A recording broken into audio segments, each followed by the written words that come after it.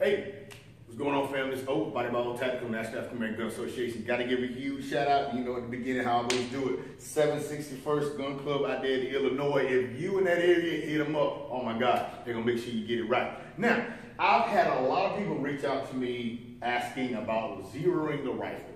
Give you this great information. It can be kind of complex, but we're gonna work through it. Give you this information so when you go to your next rifle class, you don't have to go through all this. It'll be nice and easy for you. Everybody be on it and be able to do what you do. Now, zeroing the rifle. Okay, I need to zero my rifle. I don't know where or how to do it. First, let me explain the concept. What zeroing means.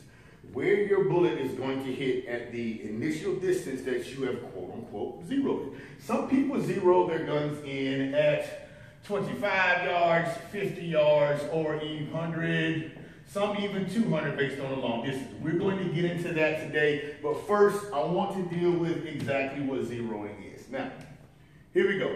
First things first. Some people seem to think that bullets have elevation. No, bullets don't have elevation. Technically, anytime you shoot a gun, I want you to think about it like I'm throwing a rock. Okay? So let's take the water hose. Take a water hose.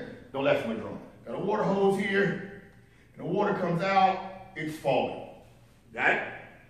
Now, if we want to create distance, and that water go a certain distance where we want it, we're going to cant that water hose up, just like that, and the water's going to go a little bit farther. That's how I want you to think about zero. Now, myth number 2. There is no such thing as a bullet shooting flat. Nothing shoots flat, okay? Now, what happens is some bullets do shoot flatter than others, but everything from the moment it leaves the barrel, let me draw my little gun right quick, okay? All right, gun, or we got a stop there, got a nice little, then we got some sights up here, optics up there. And this is an awesome gun, yep. There we go, trigger, and that way, you know, bipod, whatever. All right, so here's what's actually happening. If we want our bullet to go a certain distance, we are literally going to have to move the barrel of the gun upwards at an angle. Yeah, I know, I get it. People think guns shoot straight. No, it's not the case. The only thing that's straight is your line of sight. That green line you see in a straight line. Now, what we're going to have to do in order for our bullet to cover the distance of our sight, we're actually going to have to adjust the optics or even the iron sights to the specific distance of which we want that bullet to hit initially. This is our zero. Okay, we'll get into what distance is going to be in a few minutes. Now, on a zero, let's take a look at the path of our bullet. That bullet is going to leave the barrel, that canted barrel is canted upward. It's going to rise and then meet our line of sight at this initial distance, okay? It is going to rise above our line of sight. Right here, this is called our max ordnance. Don't forget the sight offset. We're going to go back to the sight offset in a second. Now, that bullet is rising and then it's going to fall at a secondary place, which is also crossing the line of sight one more time. Now, here's why we do this. If we shoot, let me get my little marker right quick, stand by. If we shoot straight out of this gun and we don't adjust it for the optics, which are 1.5 to 2 inches, depending upon what optic you have above that barrel, this is what's going to happen. We have our line of sight here, but that bullet is going to come straight out of that gun and it's going to fall, never even meeting the initial distance you want it to meet. Now, from there, here's what you want to pay attention here's what you want to pay attention to while you're choosing the sight distance, the zero distance of your gun. And that is 100% your personal prerogative, okay? Get to that in a minute. So here we have it. We have our line of sight. Our bullet leaves our canted barrel at an angle. It rises to our line of sight, continues to go higher depending upon where that line of sight is, continue to go higher, and then it starts to fall after its max ordnance. And this particular distance here, based on the first initial sight distance, can vary, it will vary based on where you set it. Now, let's deal with this. Where do I sight my gun? Where's my bullet going to fall exactly? Where's it going to hit exactly? That's going to vary per gun, per bullet, per ammo load, you name it. Now, there are some ballisticians right here in the National American Association. We're going to address those things when we get to a membership form. But I'm just giving you a basic outlook on what sighting is and where you should sight. The next slide. Now, right here, one main thing I want you to stay focused on and remember, I want you to look at your sight offset, which is often 1.5 to 2 inches above the barrel. Okay? I want you to look at your max ordnance, which often, depending upon where we sight it, can be right at our line of sight. We'll get to that in a minute. And your secondary crossing of the bullet and your line of sight. Let's take a quick break. I'm going to reset my board and we're going to get real deep. Here we go.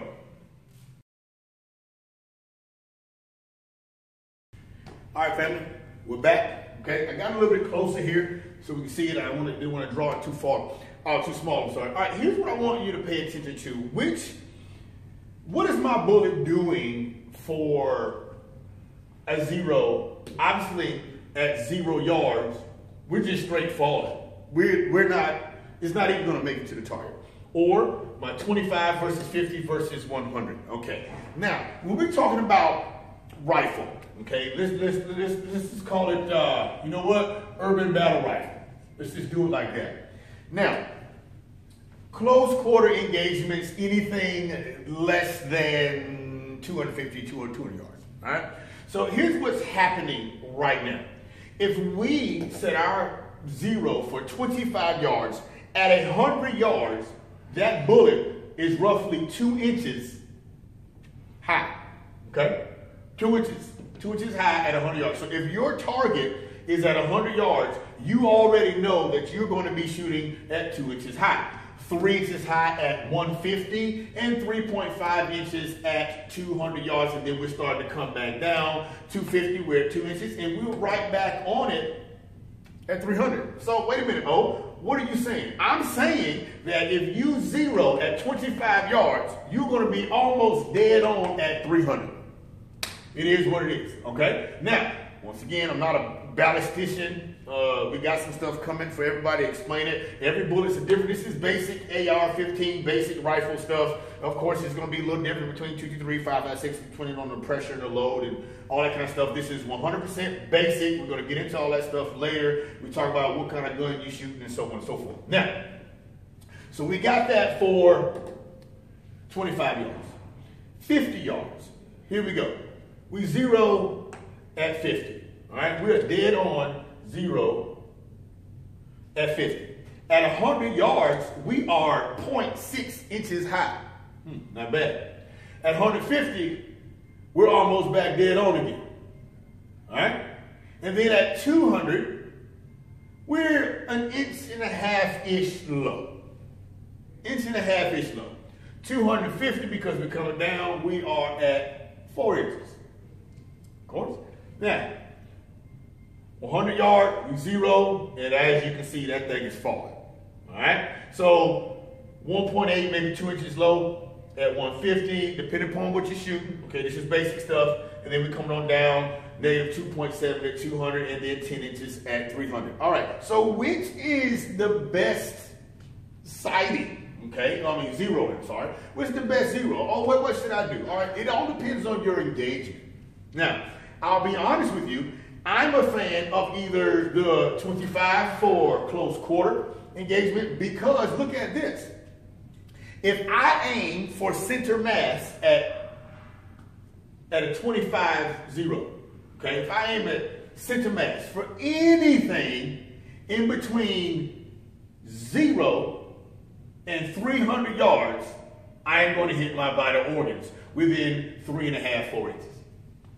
Just as easy as that. No matter what, up to 300 yards, if I aim center mass using the 25-yard zero, I'm good. Some people like 50, okay? Even if you use use the 50. If you shoot and aim for center mass from 0 to 300 yards, you are going to be within 6 inches. So 6 inches center mass, yeah, that's a confirmed kill, baby. It is what it is. So now at this point, I'm going to ask you to use your better judgment based on what you are going to be doing. What's your application per these rifles, per these numbers? Once again, these are just basic, you know, of course, instead of putting 1.89, I put 2 inches. All right, instead of 2.94, I put 3 inches. You know what I mean? All right, so this is basic. I want you to really get that, get a good understanding as to where you should sight your rifles, okay? Are you doing close quarter or are you doing overwatch? Obviously, if you're doing overwatch, you're gonna wanna sight that bad boy to 100 yards and do your math and windage and everything else from there. Hey, once again, this is Body Ball Tactical National African American Gun Association. Find a way, or make one. We love y'all. We out.